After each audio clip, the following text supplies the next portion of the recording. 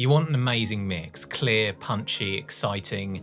You're watching all these tutorial videos, learning how to mix, how to fix all the issues in your mix, how to get rid of that muddy low end and get more clarity out of certain instruments. But what if there weren't any problems to fix? What if it already sounded amazing before you've added on a single plugin?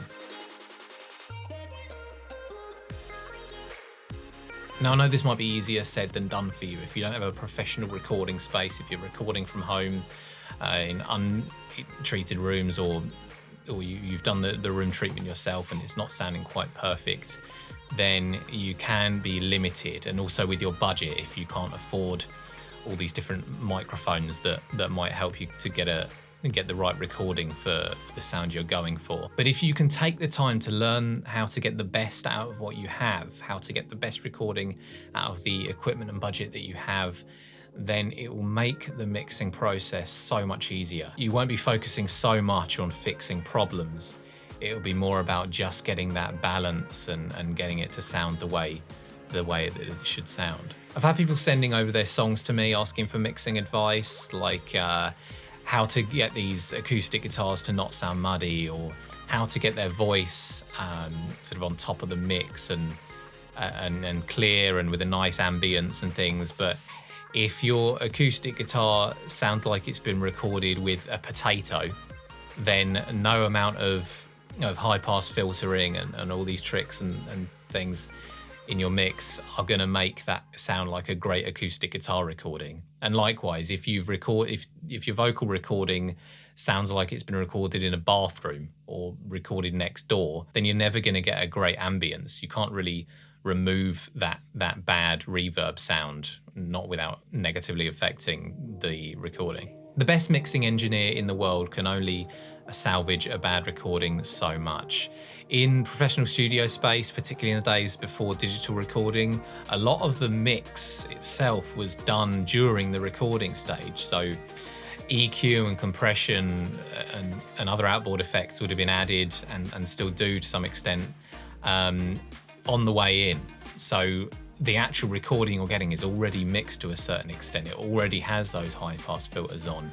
It might have a bit of natural saturation, and the levels would have been balanced already. So before you've even started mixing, just that recording is going to sound really nice already. And the room as well, often a professional studio will be kitted out for a nice sounding reverb, nice room sound, or it will be recorded so that it sounds as dead as possible, which you can achieve in a home studio as well. It'll be recorded as dead as possible so that you can add your own reverb, add the ambience that you want afterwards. And when you sit down to listen to the song, to do your static mix, it's already taking shape, it's already sounding good. Mixing shouldn't be about making a bad recording sound good. It should be about turning a great recording into a great song. And I understand there are limitations with your room and your budget, but if you take the time to learn your room and learn its sort of weaknesses and how you can make the best out of it, then it's going to be a lot easier for you to get a great mix out of it. And spend money on where it counts to get that great recording. So 1 or 2 really good mics is a lot better than buying a ton of rubbish mics, and get some acoustic treatment up. Even if you have to go cheap to begin with, just try and get if your room doesn't sound great, try and get things to sound as dead as possible with acoustic treatment.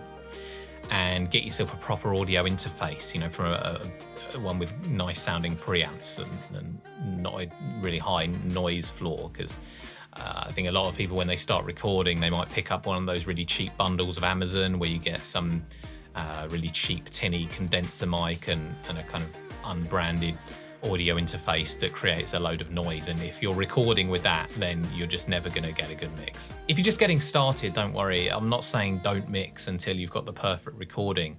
I'm just saying try and aim, when you're learning, try and aim your focus first on getting a great recording, and then you can shift more of your focus onto learning how to get a great mix once you're happy with your recordings. So let me know in the comments section below, is this something you struggle with? What do you struggle with most when it comes with recording? Do you make your recordings and they don't sound quite how you want, but you just think, oh, I might as well try and fix that in the mix? Or or are you kind of stuck on this recording stage and you're not sure where to go? Either way, just leave me a comment in the comment section below and we'll have a chat. And for more recording and mixing tutorials and advice, just hit that subscribe button. And as always, thank you so much for watching, and I'll see you next time.